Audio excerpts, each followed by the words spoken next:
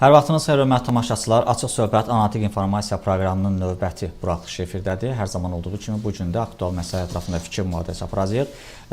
Ümumiyyətlə din yoxsa xurafat, bu kimi digər mövzuları müzakirə edəcəyik. Təbii ki, bu məsələlərlə bağlı studiyamızın qonağı var. Qonağımız dinşünas, ilahiyyatçı Elşad Miri bizimlə birgədir. Elşad müəllim, xoş gəlmisiniz. Təşəkkür ederim, çox sağ olun. Elşad müəllim, verişə mövzulara keçməmişdən qabaq bizim verişin sponsoru var.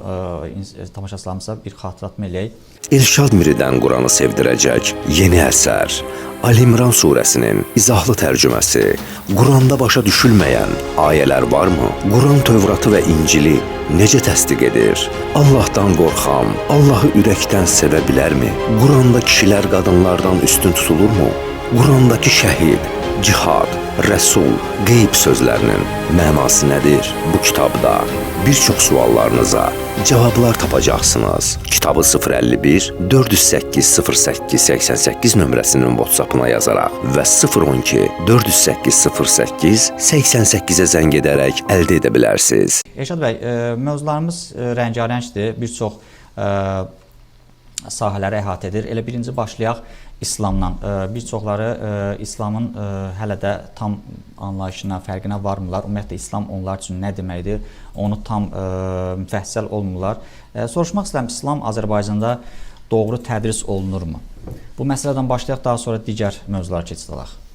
İslam tədris olunur deyəndə bu günlərin biz bunu götürə bilərik ki, sadəcə Azərbaycan İlahiyyat İnstitutunda rəsmi şəkildə tədris olunur. Bir də yenicə fəaliyyətə başlayan Azərbaycan İlahiyyat Kollecində. Yəni, orada tədris vəsaitlərindən tanış deyiləm. Sadəcə müəllimlərini tanıyıram, rektorunu tanıyıram və orada keçilən dərs vəsaitləri heç cürə əldə edə bilmədiyimizə görə bir söz deyə bilmirəm. Amma təəssüflər olsun ki, həmin oradakı bəzən müəllimlərin və yaxud da orada müəyyən internet televiziyalarına, yaxud da öz tele məkanlarına çıxdıqları zaman qulaq asanda, dinləyəndə, baxanda görürəm ki, bu günlərim onların tədris elədiyi yanaşma indiyə qədər bizə gələn sadəcə mollalığın bir üst səviyyəsi olaraq təqdim olunur. Yəni, bunu da müsbət şəkildə təqdim edildiyini deyə bilmərik. Çünki, məsələn, bir misal deyim, onunla bağlı mənim özüm də bir video çəkmişdim. Ölüyə Quran oxumaq məsələsində. Baxdıq ki, onlar bunun tərəfində olduğunu qeyd edirlər. Bircə dənə Quran ayəsi gətirmədən, ümumi sözlərlə İslamın buna icazə verdiyini qeyd edirlər. Və təbii ki, mən bunun əksi ilə bağlı bir video çəkdim ki, Qurana görə baxdığımızda belə bir anlayışın olması mümkün deyil. Ona görə mən düşünürəm ki, bu anlayışlar, bu ənənəvi din anlayışından uzaqlaşmaq lazımdır. Həmin o məhzəb anlayışından uzaqlaşmaq lazımdır. Azərbaycan burada artıq haranısa təqlid eləmək deyil, özünün bir dərs vəsaitlərini hazırlayıb o cürə təqdim eləməlidir. Amma bunun üçün də birinci növbədə kadrlar olmalıdır ki, bu işi həyata keçirə bilək. Amma təəssüflər olsun ki, bizim də ən böyük problemlərimizdən biri bu kadr çatışmazlığıdır. Yəni, yeni yetişən gənclikdə bu imkanı biz onlara fürsəti verilmədiyini görürük. Bu məsələdə bir növ geridə qalırıq, belə başa düşürəm. Yəni, ehtiyac var bu kadrlara. Çox ciddi ehtiyac. Bəs belə olan təqdirdə İslamın modernləşməyə bir növ ehtiyacı varmı? Yəni, bütün bunların fonunda desək. Yəni, belə bir şey deyim sizə. Məsələn, qızıl hər bir zaman qızıldır. Yəni, bunun müasirləşməsi və yaxud da geriyə düşmə anlayışı ola bilməz. Bu özü dəyərdir.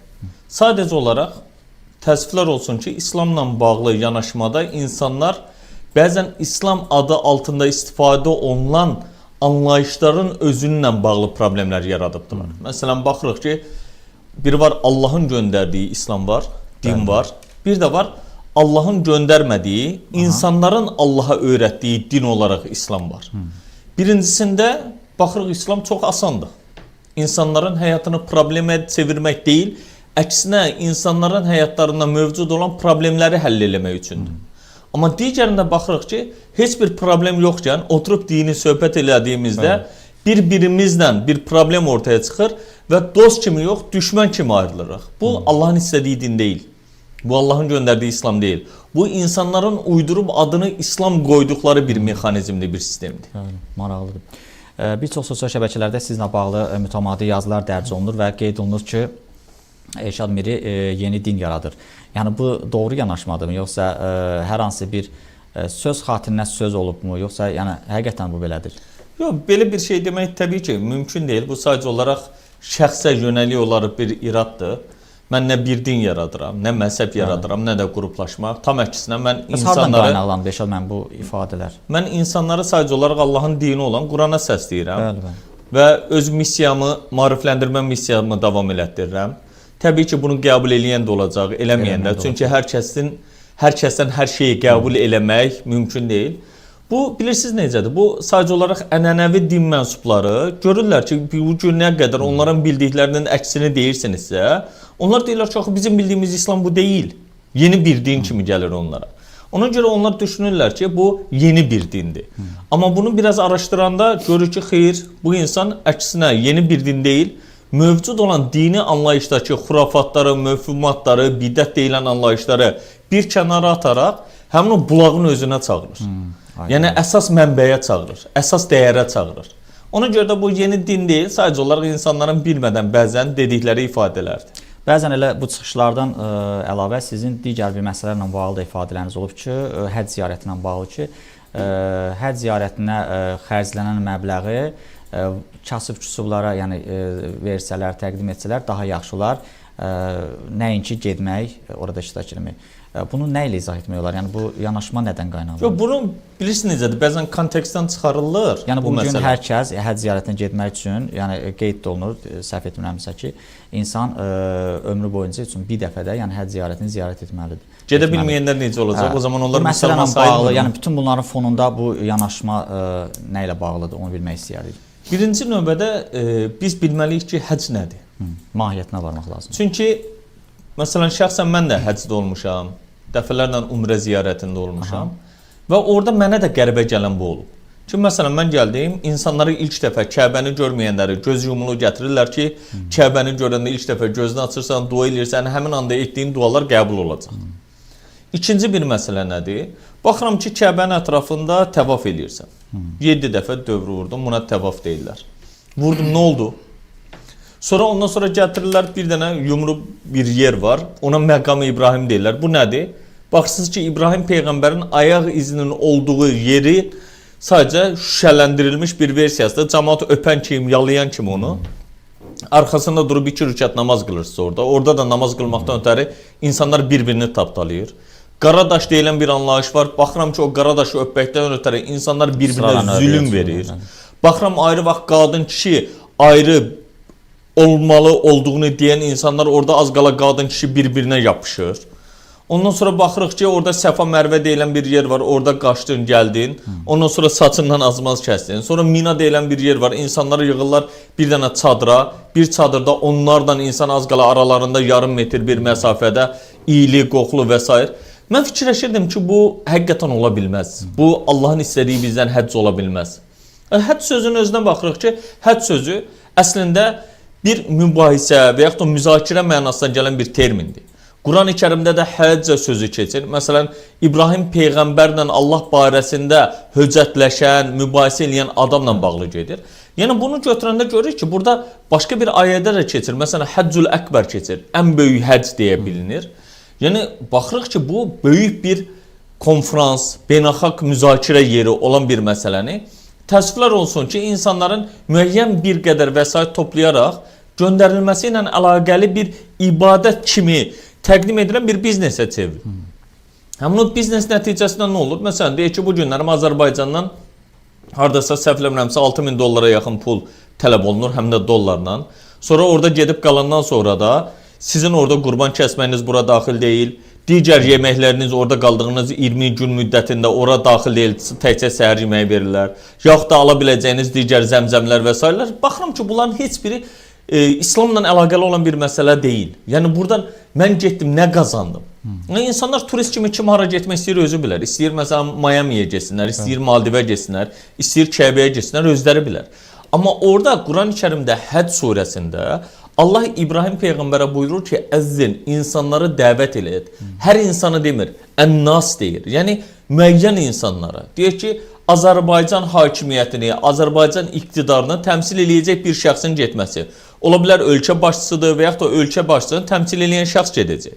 Həmin o insanlar getdiyi zaman orada dünyada mövcud olan problemlərin həlli ilə bağlı məsələləri müzakirə eləyəcəklər. bu məsələnin aradan qaldırılması ilə bağlı məsələ həll olunacaq.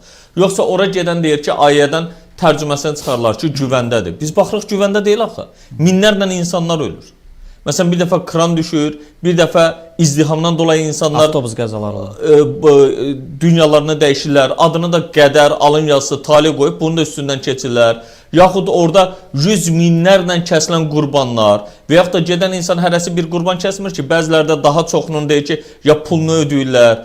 Yəni belə bir sistemin qurulmaması, ondan sonra mina deyilən, Müzdəlifə deyilən yerdə, sonra şeytan daşlama deyilən bir anlayış. Bunların heç birə baxırıq ki, Quranda yoxdur bunlar. Və insanlara elə fərqli şəkildə bir din anlayışı təqdim ediblər ki, bu İslam aidiyyatı yoxdur bunun. Ona görə mən deyirəm ki, siz kim hara gedir, nə qədər xərcləyir özü bilər. Yenə buna qarışmıram. Sadəcə din adı altında bunu eləməyin. Məsələn, adam var, fikirləşə bilər ki, mən onu da eləyirəm, bunu da eləyirəm. Yenə özü bilər. Amma Allahın adından bunu eləməyin. Çünki Allahın adından elədiyin zaman sən Allaha böhtan atmış olursan. Allaha iftira atmış olursan və Allahın demədiyini ortaya çıxarmış olursan. Buna da qarşı çıxanları başa düşürəm. Çünki adamların biznesi buradandır. Bəzən də Eşad bəy, üzr istəyirəm, elə Kərbəla hadisələrini həcc ziyarətindən, həccdən üstün tuturlar. Yəni buna münasibət də maraqlı var sizin. Yəni bu tamamilə fərqli bir məsələdir. Ümumiyyətlə bir növ faciədir yoxsa sadəcə tarixi hadisədir? Ümumiyyətlə tarixi hadisə də faciə ola bilər. Burada heç bir problem yoxdur ki. Sadəcə olaraq Kərbəla ilə məsələn həccin müqayisəsi doğru deyil. Həcc tamamilə Qurani-Kərimə istinad edilən bir məsələdir. Kərbəla isə müsəlmanların tarixinə baş vermiş bir hadisədir. Bu İslamla müsəlmanları ayırmağı biz bilməliyik. Ona görə də Kərbəla məsələsi fərqlidir, həcc məsələsi fərqlidir. Yəni burada müqayisə oluna biləcək bir predmet yoxdur sadəcə olaraq. Çünki İbrahim peyğəmbərdən etibarən olan və yaxud da ondan da ilk insanlardan etibarən mövcud olan bir yanaşmadır. İbrahim peyğəmbər də oğlu ilə deyir ki, həmin o məkanın bünövrəsinin üzərində insanların o toplanma yerini o cürə inşa elədilər təkrar. Bununla əlaqəli bir məsələ. Məfhumatdan və xurafatdan bezmisinizsə, Elşad Mirinin YouTube kanalına abunə olun və paylaşın. Çıxışlarınızdan belə bir məsələ mənim yadıma düşdü. Hər kəsin də belə istifadə elədiyi bir şeydir. İnsanlar ürəyindəki bir nəyisə ümiddən tutaraq istənilən ziyarətgahlara gedir, pirlərə gedir. Bəziləri nəzir kəsir, bəziləri maddiyyat təqdim edir kimlərəsə. Yəni bu İslamın bu əmələ münasibəti necədir ümumiyyətlə, necə sərgilənməlidir? Yəni birinci bu doğru yanaşmadırmı? Biz belə bir şeyə yanaşmalıyıq. Baxın, bizim İslamın yeganə mənbəyi, tək mənbəyi Qurandır. Quranda belə bir şey varmı? Allah belə bir şey səsləyirmi? Belə bir şey tələb eləyirmi? Belə bir şey buyururmu? Yaxud da peyğəmbərlərin Quranda çəkilən qissələrinə, hekayətlərinə baxdığımız zaman belə bir anlayışla qarşılaşırıqmı? Təbii ki, xeyr. Bəs qarşılaşmırıqsa o zaman mövcud olan mənbələrə istinad eləsək, rəvayətlərə baxsaq, peyğəmbər özündən əvvəlki peyğəmbərlərdən bağlı belə bir buyruğu varmı? Xeyr, yoxdur. Ondan başqa baxırıq ki, peyğəmbərin özünün sağlığında vəfat eləmiş yaxınları ilə bağlı belə bir adət, ənənə, ayin, ritual və s. varmı? Xeyr, o da yoxdur. O zaman biz bunu hardan çıxardırıq? O zaman Nəriman Nərimanovun pir hekayəsi, ondan sonra digərləri bizim gözümüzün qarşısında canlanır ki, bəzən həqiqətən insanları necə, hansı formada aldadıbdılar. Bu da insanların mövcud olan inancları ilə bağlı aldadılma və o insanların da aldanmasından ibarət olan dini məfhumatdır, xurafatdır. Məsələn, deyək ki, kimsə, bəli, ola bilsin, dəyərli bir insandır. O dəyərli bir insanın üzərində gedib nəsə istəmək, orada qurban kəsmək, bu sadəcə sənin digərlərinə özünü göstərmək, güya bundan bir inanc anlayışını ortaya çıxarmaqdır. Halbuki özünü göstərmədən, ora xərcləyəcəyin məsələni hər hansısa bir tələbəyə, hər hansısa bir təhsil alana və yaxud da hazırlığa gedən insana yardım eləsən, onun əlindən tutsan, sabahlarım o, deyək ki, bu bizim pandemiya dövründə, bütün dünyada mövcud olan pandemiya dövründə, həmin o pandemiyanın ortalıqdan, aradan qaldıracaq bir şəxs kimi yetişməsi bircə nəfərin, görün bütün bəlaları, bütün insanlığa faydası olan bir insan olur. Demirəm ki, hər bir insan mütləq belə bir vətəndaş olacaq. Amma biri belə olsa, sabahların biz görəcəyik ki, bəli, insanlığa bunun faydası var. Mən buna səsləyirəm ki, həmişə biz insanların öyrənməsinə, elm əldə eləməsinə, ondan sonra oxumasına, başqalarına oxutmasına insanları çağırırıq. Və ona görə də mənim dəvətim, yenə dediyim kimi, şəxslər üzərindən deyil, yəni ya Elşadın ətrafında yığışaq, ya birliyə, xeyr, heç bir zaman. Mən deyirəm ki, sabahlarım Elşad olsa da, olmasa da, əlimizdəki mövcud kitaba müraciət eləyərək biz öz dini anlayışımızı ona uyğun yaşaya bilək. Məsələ budur. Elşad bəy, bəzən də belə hallara rast gəlirik. Yəqin ki, sizin də qarşınıza çıxıb. Hər hansı bir insanın dişi ağrıyanda qeyd olunur ki, məhz filan duanı oxu, bəs o sənə yardımcı olacaq. Baş nahiyəsi ağrıyanda filan duanı oxu və sənə yardımcı olacaq. Yəni belə hallar da var. Yəni sualım nədədir əsas? Bu kimi dırnaqarası belə deyək, şəfa kitablarına inanmalıyıqmı? Yəni bunları əsas götürməliyikmi öz üzərimizdə? Xeyr, ümumiyyətlə o şəfa kitabları dediyimiz məsələlərdə insanların yenə də bu necə bəziləri ümid yerindən istifadə elədikləri kimi bundan sui-istifadə eləməklə əlaqəlidir. Çünki Quranın özünün Allah şəfa olduğunu bildirir. Şəfa olmaq nə deməkdir? Hansısa haramsa ağrıyırsa o mənada şəfa deyil. Yəni bizim o bir növ xəstələnmiş ruhlarımıza, xəstələnmiş qəlblərimizə, ürəklərimizə bir şəfa olması ilə, bizi ayıltması ilə, sağaltması ilə, bizim dünyaya baxışımızı dəyişməsi ilə şəfadır. Ona qalsa, məsələn, bugün təəssüflər olsun ki, dini komitənin də icazəsi ilə çıxan bəzi kitablar var ki, o kitabları açıb baxanda, üzr istəyirəm ifadəmə görə, babasıl, məsələn, duası, filan məsələ ilə bağlı, hansısa cinsi orqanın böyüməsi ilə bağlı dua və s. kimi yanlış bir təsəvvürlərin şahidi oluruq ki, bunun İslama, Qurana heç bir şəkildə, heç bir yaxından, uzaqdan əlaqəsi yoxdur. Amma çox maraqlıdır ki, təsəvvür eləyin, həmin o kitabları çap eləyən insanlar özləri etiraf edirlər ki, ən çox satılan kitablarımız da məhz bu kitablardır. Yəni insanların maariflənməyə, Quranın şərhinə və yaxud da Quranla bağlı olan bir məsələyə, Peyğəmbərin həyatı ilə bağlı məsələlərə deyil, daha çox belə bir şeylərə yönləndirilməsi bizim hələ də təəssüflər olsun ki, yeni klassiklərimizdəki olan o Cəlil Məmmədquluzadələrə, Mirzə Ələkbər Sabirlərə, ağa oğullarına və s. ehtiyac yarandığının təəssüflər olsun ki, bu təzahür olaraq görürük bunu. Bəs sizin fikrinizcə namaz qılmayanlar cəhənnəmə gedəcəkmi? Baxın, Quran-ı Kərimdə təəssüflər olsun ki, bəziləri Müddəssir surəsində... Hətta üzr istəyirəm, bir insan bir insana deyir ki, bəs sən namaz qılsan daha yaxşı olar, işlərin yaxşı gedər. Yəni, sanki bir növ insanların məcburiyyət də var burada. Bunlar ayrı-ayrı iki sualdır. İndi oradan deyil. Birinci növbədə, məsələn, Quran-ı Kərimdə Müddəssir surəsindəki bir ayəni bəziləri gətirirlər ki, orada cəhənnəmdəkilərdən soruşulanda siz niyə burada olduğunu, onlar deyir ki, biz namaz qılanlardan deyildik kimi tərcümə olunur. Amma tamamilə yanlış bir tərcümədir. Çünki orada musallin sözü namaz qılanlardan deyil, insanlara yardım eləyənlərdən deyildik mənasındadır. Amma təəssüflər olsun ki, bəzən görürük ki, həmin o sözləri, terminləri bəzən insanlar fərqli bir məcralara, xüsusi bir hansısa ayinlərlə əlaqələndirərək təqdim edirlər. Amma o kontekstdən çıxarmasaq, ayənin sonraki gedişatına baxanda da görürük ki, burada bəli, insanlara dəstək mənasında olan sözdən söhbət gedir. Ona görə namaz qılmayandan bağlı Quran-ı Kərimdə heç bir cəzalandırma mexanizmi yoxdur və yaxud da oruç tutmayandan bağlı. Bu bilirsiniz nə ilə bağlıdır? Biz sadəcə olaraq insanlara yaxşılığı tövsiyə eləyə bilirik və yaxud da övladlarımıza tövsiyə eləyə bilirik.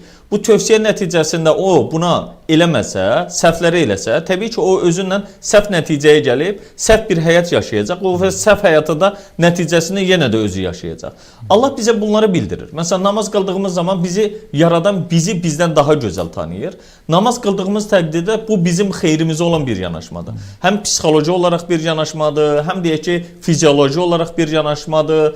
İnsanın bir növ Quranla təlimidir, insanın bir növ tək tənha olmadığının bir nəticəsidir.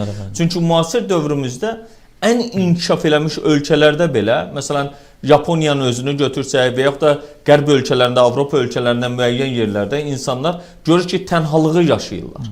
Məsələn, orada övladın müəyyən bir yaş həddindən sonra ayrılması, nəvə məsələsinin biganə yanaşılması, bu insanların daha çox deyir ki, heyvanlara öz iylərini salmaları, bunlar gətirib çıxarır ki, həqiqətən biz həmin o tənhalıq anlayışını, namaz anlayışı bizdən qoparır. Biz tənha olmadığımızı, bizi yaradan olduğunu, onunla danışa bildiyimizi, məsləhətləşə bildiyimizi, psixoloji olaraq bu tərəfdən, digər tərəfdən də fizioloji olaraq edilən hərəkətlərin gündəlik olaraq onların bizim həqiqətən yaradılışımızla bağlı müəyyən müsbət təsirləri olduğunu bilir. Məsələn, deyək ki, oruçla bağlı bilirsiniz ki, bir alimin çıxartdığı interval orucu dediyimiz, yəni fasilələrlə sulu bir oruc kimi təqdim edirlər onu və İnsanlar bundan müsbət mənada bir faydası olduğunu deyirlər. Amma başqa bir araşdırmacı, məsələn 3 il əvvəl biz Amerikada, Houstonda həmin o tədqiqatçı ilə görüşümüz oldu.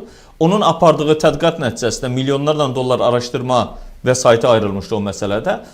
Həmin o nəticəyə gəlmişdilər ki, bəli, insanların İslamda bildirildiyi şəkildə və bu üzərində aparılan, tədqiqat aparılan şəxslər də müsəlman olmayanlar da var. Hətta ateist olanlar var idi. Könüllülük üzərində qurulmuşdu.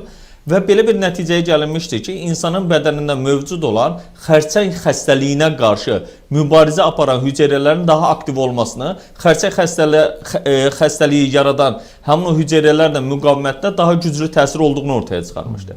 Yəni biz də həmişə bunu ifadə edirik ki, Allah bizə bunları izah eləyir, bunları göstərir, bunları bildirir. Allah buyurduğuna görə biz eləyirik. Onun nəticəsində də təbii ki, belə müsbət nəticələrin şahidi oluruq. Etmədiyimiz təqdirdə artıq özümüz öz bədənimizə, vücudumuza, bizə verilən əmanətə müəyyən qədərdə mənfi təsirləri olur. İndi gəldik digər məsələyə dediyinizin ki, məsələn, namaz qılmayanlara neyini qeyd edirdiniz? Cəhənnəmə gedəcəkmi?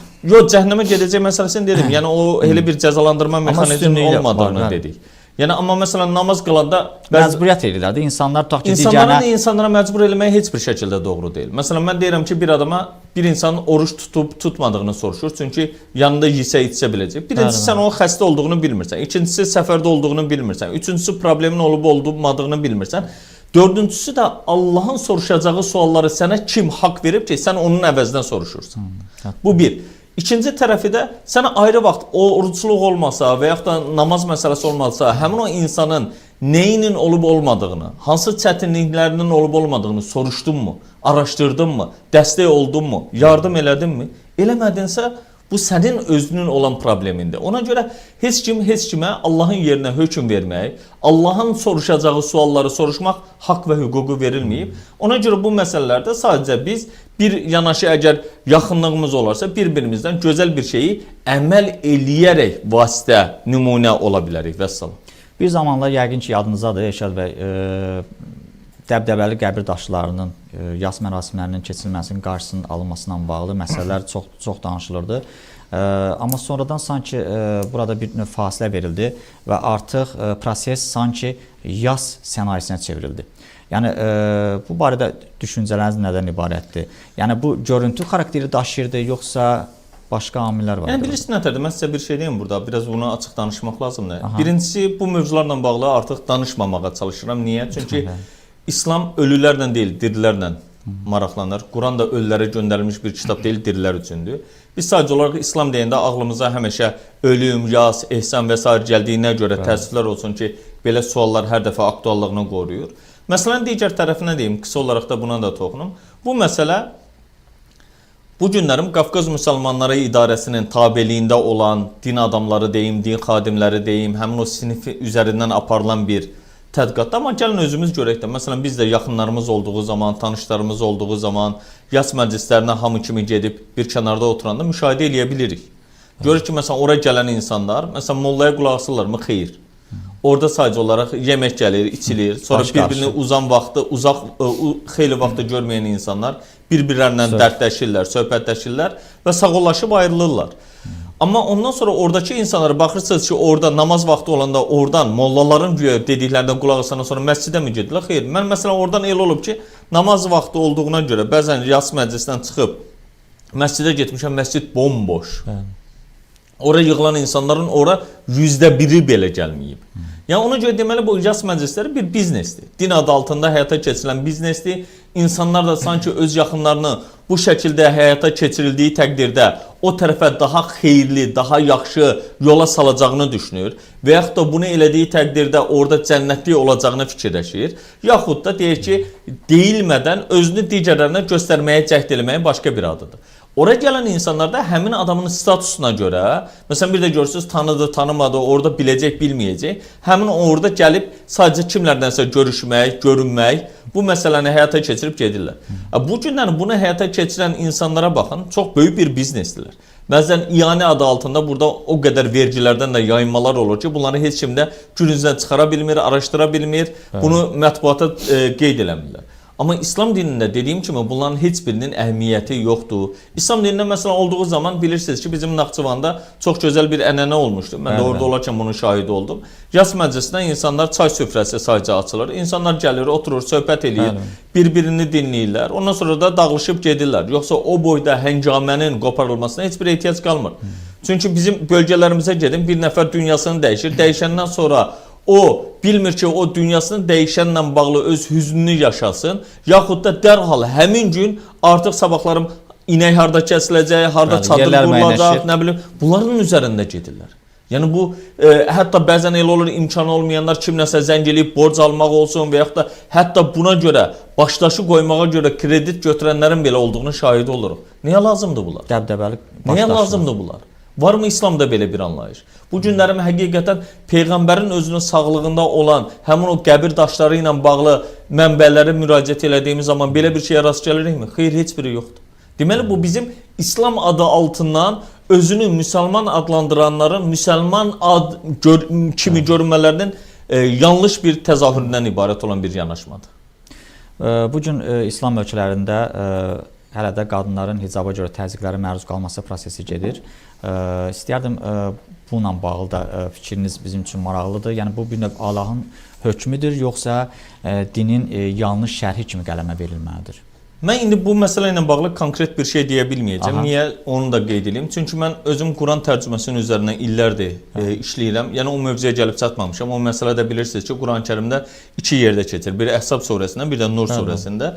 Həmin yerlərə gəlmədiyimə görə ümumi fikrimi deyə bilərəm ki, bu günlərim istər hicablı olsun, istər hicabsız olsun, başörtülü və yaxud da başı açıq, heç kim heç kimə buna görə irad bildirə bilməz. Çünki biri bunu öz inancı olaraq qəbul eləyir, biri də olaraq özünün məsələn sekulyar olaraq yanaşması olaraq qəbul eləyir. Dövlətlər həqiqətən dünyəvi dövlət olaraq qəbul edirsə, bu məsələdə hər iki tərəfə və yaxud da başqa bir qurumlara, şəxslərə hörmətlə yanaşılmalıdır, onun haqq və hüquqları qorunmalıdır. Mən həmişə deyirəm ki, əsas başın üstündəki örtü deyil, başın içindəki yanaşmadır. Əsas məsələ bu olmalıdır. Amma məsələn bu məsələ sadəcə müsəlmanlara xas məxsus olan bir yanaşma deyil. Mövcud olan məsələn İsrailin özündə Xaredi məzhəbinə mənsub olan bu günlərimdə əhalisinin ən çoxunu müəyyən qədərini onlar təşkil edir, dini cəmaət olaraq və hakimiyyətdə artıq koalisiya dövlətində də onlar təmsil olunurlar. Onlarda məsələn qadınları müsəlman qadınlardan daha artıq qapalı şəkildə örtünürlər. Hətta üzlərinə qədər örtünmə onlara şahid olur. Bundan başqa məsələn Hinduizmdə də belə bir yanaşmaları var, fərqli bir şəkildə. Və yaxud da bizim adət ənənələrimizdə deyək ki, kəlağayı dediyimiz anlayış olub ki, bu şəkildə də yanaşılıb. Amma bunu yenə din adı altında heç kim heç kimə məcbur eləyə bilməz. Biz sadəcə olaraq buradakı yanlışı qeyd edeyim ki, uşaqlarımızı, bəzən qız uşaqlarımızı İbtidai sinifdə xüsusilə oxuyan uşaqları başörtülü şəkildə məktəbə göndərməyə çalışırıq. O uşaq bunun nə olduğunu dərk eləmir, bilmir, uşaqlığını yaşaya bilmir, digərlərinə seçilmiş olur, bəzən sıxılmış olur. Amma biz buraxmalıyıq ki, həqiqətən bu gənclərimiz, insanlarımız, vətəndaşlarımız özləri bu məsələlərdə qərar versinlər. Çünki seçim onların özlərini mütləq, çünki din seçimdir. Allah Quranda belə təsəvvür eləyin, insanların kafir ola bilmələrinə belə seçim verir. Hətta Peyğəmbərinə belə bəzən irad bildirir ki, onlar iman gətirmədiklərinə görə özünü həlak mı eləyəcəksən? Və yaxud da sən onların iman gətirmələri üçün insanları zor tətbiq eləyəcəksənmi? Belə bir yanaşma da var. Məsələn, Quran-Kərimə baxdığımız zaman Kəhf surəsində istəyən deyir iman gətirsin, istəyən kafir olsun. İnsan surəsində var, istəyən şükür eləsin, istəyən naşükür olsun. Yəni Allah bizə bu seçim hüququnu veribsə, insanların buna qarşı gəlmələri Allahın vermədikləri, Allahın buyurmadıqlarını zor tətbiq eləyərək həyata keçirmələridir ki, bu da zorla olduğu zaman insanları dindən də soyudur, insanların din anlayışından da qaçırdır. Aydındır. Həqiqətən də maraqlı müzakirələr gedir. Mən bu arada izləyicilərimizin bir daha diqqətinə çatdırım ki, verilişimiz canlı yayımlanır. Öz suallarını Səs TV-nin Facebook və YouTube səhifəsindən bizə ünvanlaya bilərlər. İstərdim Elşad bəy, izləyicilərin bizə ünvanladığı suallar var. Onları qısa cavablandıraq. Daha sonra yenidən mövzularımız aktualdır çünki var. Onlara keçirdilər. Qismət İsmailov sizləri salamlayır və maraqlı müzakirələrə görə sizə təşəkkürünü bildirir. Və belə bir sual var ki, elm üstündür yoxsa namaz? Yəni bunlar müqayisə oluna bilən məsələlər deyil axı. Bu bilirsiniz nə deməkdir? Məsələn, elm üstündür yoxsa yemək yemək. Yəni müqayisə yanlışdır. Yəni namazın öz yeri var, elmin öz yeri var. Yəni o demək deyil ki, namaz qılan elmli də ola bilər, namaz qılmayan elmsiz də ola bilər. Yəni bunun müqayisəsi yanlışdır. Bəli. Xanlar Əliyev sizləri salamlayır və qeyd edir ki, məlumdur ki, qurban kəsilir və paylanır. Paylanması barədə Quranda ayə varmı, bilmək olarmı? Məkkədə kəsilən qurbanlar hara gedir, hara paylanılır? Qurban kəsilməyib, onun əvəzini də insanlara ödəyə bilərsiniz, dəstək ola bilərsiniz. Burada da bir problem yoxdur. Cabir Məmmədovun sizə ünvanlı 2 sualı, daha doğrusu 3 sualı var, elə qısa cavablandırarıq. Bir sualı sizi Adnan Oktarın Azərbaycandakı nümayəndəsi adlandırırlar. Bu doğrudurmu? Yanlışdır. Digər sual, musiqi niyə haramdır? Haram deyil. Dua bir enerjidirmi? İstədiyiniz kimi yanaşa bilərsiniz. Əsas odur ki, əməllə bunu həyata keçirək. Daha bir sual var. Fərz namazlardan başqa namaz qılırsınızmı? Bəzən qılıram mən. Digər bir sual var. Alnı torpağa qoyub ibadət etməyin bir elmi əsası varmı? Elmi əsasının bunu alimlərdən soruşmaq olar ki, əsası varmı, yoxmu? Ziya Yaqubov belə bir sual verir ki, dəfn zamanı musiqi sədaları altında son mənzilə yola salınması nə qədər düzgündür? Yəni bu onsuz da ölən adama heç bir aidiyyatı yoxdur. Bu sadəcə olaraq insanların, yaşayanların özlərindən uydurduqları bir yanaşmadır ki, digərlərindən seçilsinlər. Ümumiyyətlə Elşad bəy, İslamda dini kəbinin, siğənin hökmü nədən ibarətdir? Dini kəbin başqa, siğə başqa. Yəni bunlar necə məsələn izah etmək olar? Siğə sadəcə bu günlərim deyək ki, müəyyən bir məhzəbə mənsub olan insanların özlərinin yanaşmasıdır ki, kimlənsə 2 nəfər razılaşırlar. Müəyyən bir şahid olmadan, müəyyən bir əvəzini ödəməklə ər-arvad münasibətləri yaşayırlar. Sabahların bunun heç bir problemini, məsələn, özləri üçün deyək ki, miras hüququdur, digər aliment və s. ortaya çıxmır. Bu heç bir şəkildə doğru bir yanaşma deyil. Amma dini nikah dediyimiz, keçmişdə olan nikahın adı dini nikah olmayıb, nikah olub. Sadəcə müasir dövrdə deyək ki, dövlətin o dövlət qeydiyyatına paralel olaraq bunu qeyd elədilər. Sanki dini nikah olduğu zaman Allah yanında kəsilmiş nikah sayılır. Digər isə dövlət yanında kəsilmiş nikah olaraq qəbul edilir. Bu təbii ki, doğru yanaşma deyil. Günümüzdə məsələn Türkiyədə də dəyişdi. Yunanistanın özündə də belə bir yanaşma var. İstəyən gedib kilsədə kəsdirir. İstəyən deyək ki, dövlət idarəsində qeydiyyatdan keçir. Əsas odur ki, bunlar eyni mərkəzdə bilinir ki, bunlar ər-arvaddırlar və salam. Yəni bu məsələ adi bir məsələ olduğu halda insanlar təəssüflər olsun ki, bunu bir dini və yaxud da dini olmayan anlayışda çox belə fərqli bir şəkildə təqdim edirlər. O zaman sual çıxır ki, qarşımıza məsələn Məhəmməd Peyğəmbərin özünün İslamdan əvvəl Xədicə anamızdan olan həmin o kəbinini kim kəsmişdi? Yaxud digər xanımları ilə olan kəbinini kim kəsmişdi? Yəni həqiqətən bu məsələ bizim bu günlərim iddia elədiyimiz məsələ kimidir, yoxsa sadə bir məsələdir, sadə bir prosedurdur. Bunu başa düşdüyümüz zaman görürük ki, məsələ orada sadəcə kəbin məsələsi deyil və yaxud da kağız məsələsi deyil. Həqiqətən insanların bir-birini o təskinlik tapmaları, insanların bir-birində huzur tapmaları, həmin o həyatı yaşamaları və insanlara, ətrafdakılara da yansıtmalarıdır və salam. Siz bir qədər əvvəl Məhəmməd Peyğəmbərdən stat gətirdiniz, nümunə göstərdiniz. Ümumiyyətlə, belə deyək, Məhəmməd Peyğəmbərdən nümunə götürməliyikmi? Baxın, Quran-Kərimə baxdığımız zaman Əhzab surəsinin də, məsələn, Rəsullahda bir nümunənin olduğunu bildirilir. Orada bir dənə də başqa bir ayədə İbrahim Peyğəmbərdən nümunənin olduğunu bildirilir. Biz həmin o götürüləcəyimiz Rəsulda olan nümunə Quranda bildirilən nümunələrdir. Yoxsa, məsələn, bu günlərim Peyğəmbərin şəxsini nümunə almaqdan getmir söhbət. Deyək ki, Peyğəmbərin nə qədər xanım olub, mənim də o qədər xanımım olacaq demək deyil. Və yaxud da Peyğəmbər bir ərəb olduğuna görə yerdən oturub, deyək ki, yemək yeyibsə, mən də o cürə oturub ayağımın birini qaldıraraq yemək yemək deyil. Və yaxud da hər hansısa bir meyvəni bəyənib bəyənməmək anlayışı deyil. Təbii ki, nümunə götürəcəyimiz Rəsul, yəni Quranda bildirilənləri biz əsas almağımızdır, nümunə götürməyimiz budur. Bizdə həqiqətən suallar çoxdur. Mən istəyərdim bir qədər əvvəl izləyicilərimizin musiqi ilə bağlı sualları var idi və TikTok izləyiciləri də dəfələrlə soruşur ki, bəs Elşad bəy əsaslandıra bilərmi musiqi niyə haramdır? Yəni haram olduğunu demədim. Üzr istəyirəm, haram sayılmır. Yəni haram olanları Allah bildirib, qalan bütün hər şeylər halaldır. Məsələn, haram olduğunu deyənlər deyim qısa olaraq. Quran-Kərimdən mənasız söz kimi ifadə olunan bəzi terminləri gətirirlər ki, bununla əlaqəlidir. O zaman mənalı söz olduğu zaman halal mı olacaq? Qarşı tərəfində belə bir sual ola bilər. Yaxud da belə bir şey, həmin insanlar deyirlər ki, dəf çalmaq, məsələn, bu haram deyil. O zaman bu musiqi sayılır, sayılmır. Yoxud da peyğəmbərin dövründə gitara mı var idi? O çalınmış olsaydı, o zaman halal olan gitara mı olasaydı, saksofon olmayasaydı mı? Misal üçün. Amma ona görə də bunların yanaşmalarında bir çox problemlər var. Məsələn, musiqi deyəndə nəyi nəzərdə tutursan?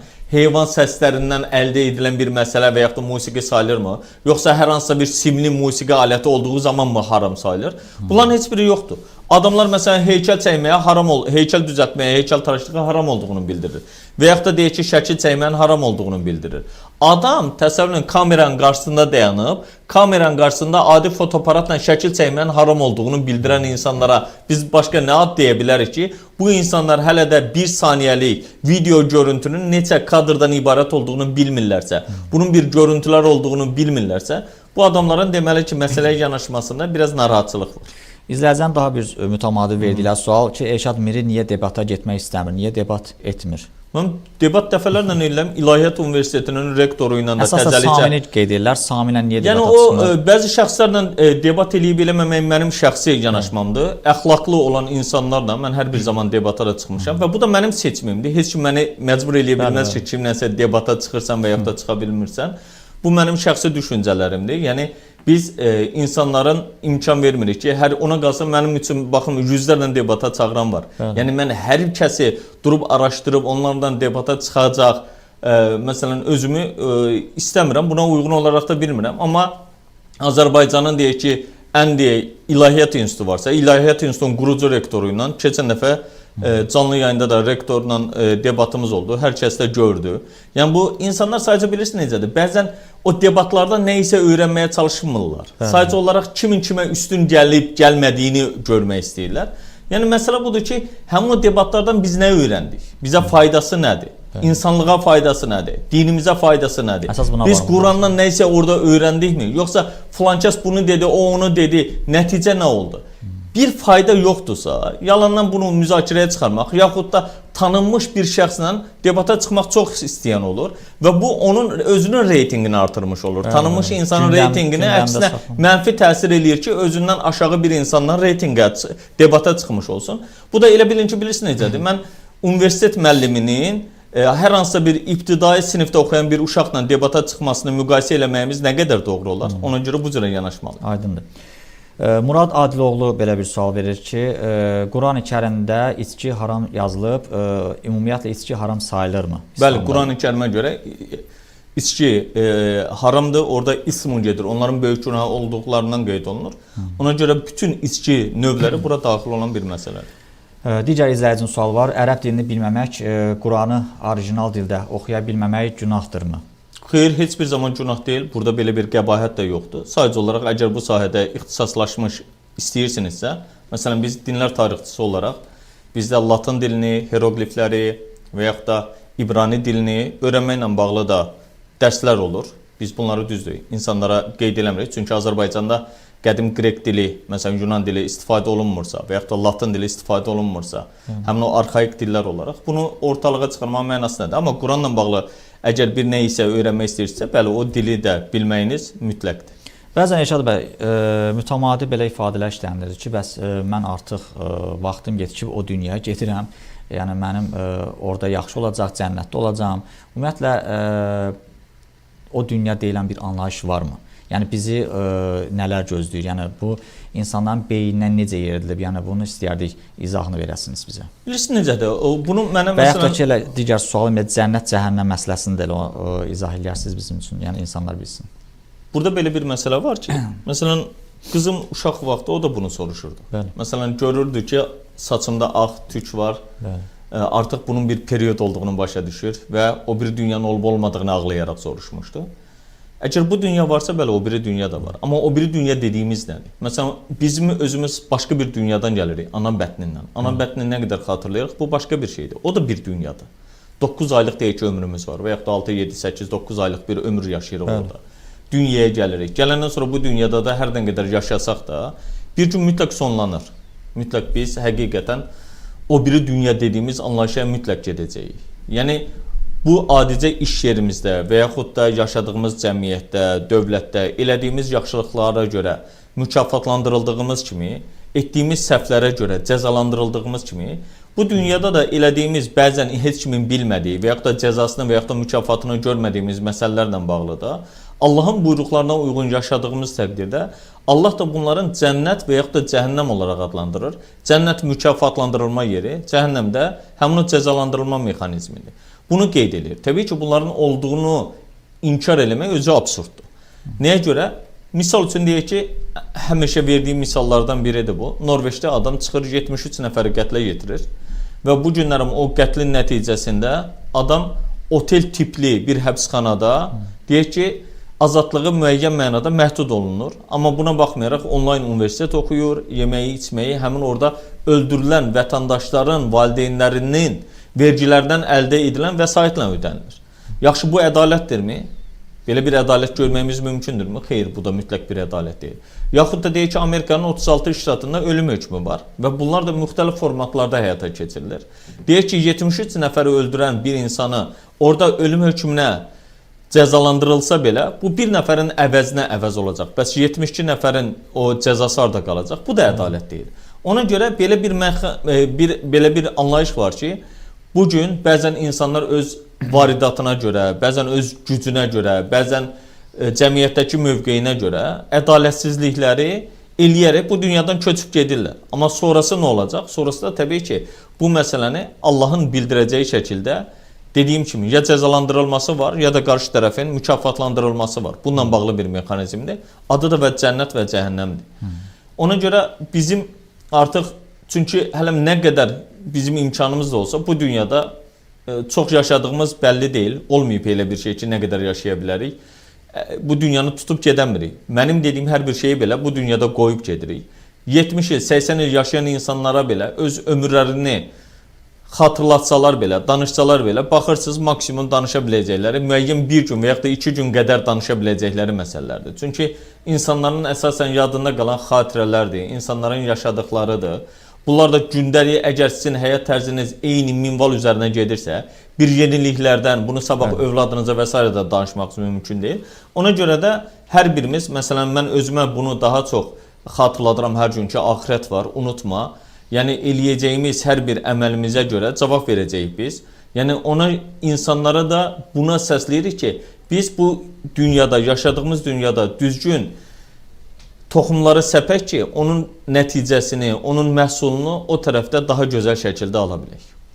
İzləyicinin sualı var ki, siz hansı məzhəbə görə namaz qılırsınız? Heç bir məzhəbə görə namaz qılmıram. Hansı universiteti bitirən şəxsə ilahiyyatçı sayılır? Şəxs ilahiyyatçı sayılır. O rəsmi olaraq bu günlərin bilirsiniz ki, İlahiyyat fakültəsi var idi əvvəl Azərbaycanda. Oranı qutaran ilahiyyatçı sayılırdı. Bu gün də Azərbaycan İlahiyyat İnstitutunu qutaranlar ilahiyyatçı sayılır. Bəzən belə bir fikirlər var, Elşad bəy. Ümumiyyətlə bilirsiniz də, bəzi hamilə xanımlar var ki, bir qismi təbii doğuşa, digəri süni yolla doğuş üstünlüyü verir. Amma burada əsas məsələ nəyə toxunmaq istəyirəm? Sünni yolla prosesdə insanlar sanki körpənin taleyini dəyişirlər. Hətta tarixi özləri qoyurlar ki, bu tarixdə övladın dünyaya gəlsin. Hətta onun bürcü belə, yəni doğulduğu andan belə dəyişməyə başlayır. Yəni bu günah sayılırmı? Ümumiyyətlə belə bir halın baş verməsi necə qəbul olunur? Bu dini bir məsələ deyil, doğru bir məsələ deyil təbii ki. Təəssüflər olsun ki, burada həkimlərimizin özünün də bəzən bəli çox ciddi şəkildə vicdanla qarşı-qarşıya gəlməli olduqları bir məsələdir. İnsanlara buna yönləndirirlər. Bəzi özəl klinikaların bu məsələdə dırnaqarası fəaliyyəti də olur. Bunlardan qaçmaq, çəkinmək lazımdır. Çünki hər bir şeyin təbiisi daha gözəldir. Bu olduğu təqdirdə həm ana üçün, həm də doğulan övlad üçün daha faydalı olan bir şeyi biz süni məsələlərlə bunun qarşısını almağa çalışırıq. Çünki təqvim dediyimiz anlayış nədir ki? Bu günlərim oldum, ya sabah oldum. Yəni insanlar hansısa dövrdə doğulduğuna görə və yaxud da hansısa bürcdə doğulduğuna görə cavab vermirlər. İnsanlar öz əməllərinə görə, dünya görüşlərini həyata keçirmələrinə görə cavab verəcəklər. Allah da Quranda bildirir ki, kim yaxşı bir iş görübsə mütləq əvəzini görəcək. Kim də mənfi bir iş görübsə mütləq onun yenə əvəzini görəcək. Məsələ budur. Yoxsa mənim nə vaxt doğulmağım, hətta mən öz görüntümü belə özüm seçmirəm. Öz valideynlərimi özüm seçmirəm. Öz övladlarımın zahiri formatını belə özüm seçmirəm və yaxud da xalqımı belə özüm seçmirəm. Dövlətimi belə özüm seçmirəm. Yəni Bu məndən asılı olmayan səbəblərə görə mən cavabdehlik daşımıram. Mən sadəcə olaraq vətəndaş olaraq, insan olaraq etdiyim hərəkətlərimə, davranışlarıma, əxlaqıma, etik qaydalara riayət edib eləmədiyimə görə cavabdehlik daşıyıram. Əsas budur. Cadu varmı? Varsa ondan necə xilas olmaq olar? Xeyr, cadu yoxdur. Heç bir çıxış yolu da bunun yoxdur. Yəni kimisə cadu elədilər. Bunlar hamısı nağıldır, uydurmadır, yalandır. Təəssüflər olsun ki, Qurani-Kərimin də 113-cü surəsindəki Fələq surəsinə gətirirlər, belə bir tərcümə veribdilər ki, düyünlərə göyə üfürənlərin şərrindən Allaha sığınıram. Eynisini sonra gətiribdilər. Bəqərə surəsinin 102-ci ayəsində Harut və Marutla təəssüflər olsun ki, əlaqələndiribdilər. Yenə də başqa bir yerdə Musa Peyğəmbərlə əlaqəli olan sehirbaz anlayışını əlaqələndiribdilər ki, güya belə bir cadugərlik var. Amma heç bir zaman Qurana baxdığımız zaman belə bir cadugərliyin olmadığını görürük. Verilən tərcümə də orada tamamilə yanlışdır. Məsələn, onu mən düzgün versiyasını öz YouTube kanalımda da insanlara çatdırmışam. Orada düyünlərə üfürməkdən getmir söhbət. Özdə belə tərcümə verirlər ki, düyünlərə üfürən qadınların şərrindən. O zaman mən həmişə bunu soruşmuşam. Kişi olsa necə olacaq? Yaxud da orada baxırıq ki, burada nə idi? Nəfəsət fil uqad deyir. Uqad sözü əqd sözü. Azərbaycan dilində, hüquqda, qanunvericilikdə istifadə etdiyimiz bir termindir. Əqd sözünün cəmidir uqad. Uqad sözü, yəni əqdlərinə, həmin o sazişlərinə, müqavilələrinə, hər hansısa bir fitnə, fəsad qarışdıranlardan, onların şərri ilə əlaqəli olan bir termindir. Aydın. Digər bir sualımız var ki, məclislərdə mikrofon Quran oxunur, axı uca danışmaq Quranda yasaq sayılır, tövsiyə olunmur. Sizin fikriniz maraqlıdır. Oradakı Quran sadəcə olaraq, məsələn, bəzən biz də məscidə gedəndə bir də görürük ki, cümədən əvvəl ərəbcə Quranı qoyub oxuyurlar. Onu başa düşmürəm və yaxud da səsini çox gür verirlər. Bir də görürsünüz ki, sizə saatdan gəlir ki, həqiqətən gürültülü bir yerdəsiniz, qulağınıza zərər eləyəcək. Onda qulaqçığı taxıb başqa bir şeyləri dinləmək daha faydalı olur. Nəinki həmin o anlamadan, tərcüməsi verilmədən, sadəcə adam öz səsinin bəlağətini, gözəlliyini, ahəngini və yaxud da təcvid qaydalarını oxuyub oxumadığını göstərməsi ilə əlaqəli bir yanaşmanı dinləmənin bir faydası olmaz. Daha faydalı işlərlə məşğul olmaq daha yaxşıdır. O biri dünyada həqiqətən cəzalandırılacaqmı? Belə bir sual. Yəni bilirsiniz necədir? O maraqlı bir məsələ var. Hətta bunu Bəhlul Danəndə ilə bağlı da deyirlər. Qardaşı Harun Rəşidlə bağlı deyəndə. Orada dediyi bir söz var. Hər kəs öz odununu bu dünyadan aparır. Yəni biz orada Allah bizi gözləmir ki, gələk bizi yandırsın, neynəsin. Cəzalandırılma mexanizmi var. Necə olacağını bilmirik. Sadəcə Allah bizə bizim anlaya biləcəyimiz tərzdə bu məsələləri anladı. Ümumiyyətlə Elşad bəy, fanatizm niyə sürətlə yayılır? Yəni bunun bir belə də düsturu varmı, yoxsa yəni bilgisizlik, cəhalət. Çünki insan həqiqətən bilmədiyinin düşmənidir. Baxın, acizə sizə bir misal verim.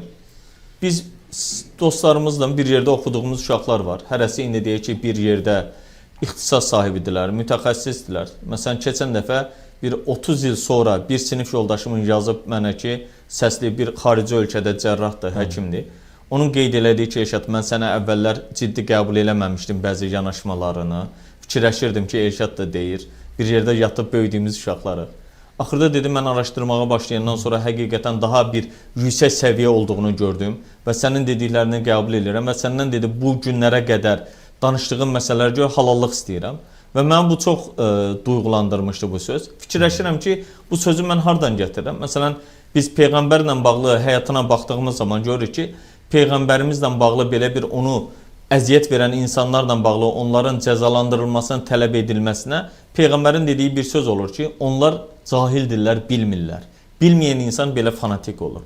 Amma ona görə deyirəm ki, bizim əsas missiyamız nə olmalıdır? Biz Quranla insanı maarifləndirməliyik, düzgün şəkildə.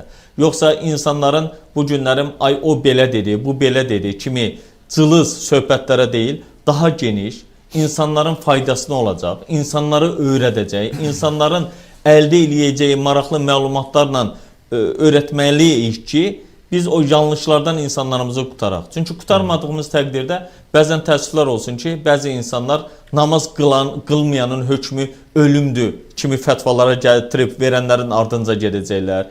İçki içənin cəzası ölümdür kimi yanaşanlara gedəcəklər və bu da təəssüflər olsun ki, Əl-Qaidə, IŞİD, Boko Haram kimi yanlışları gətirib çıxaracaq.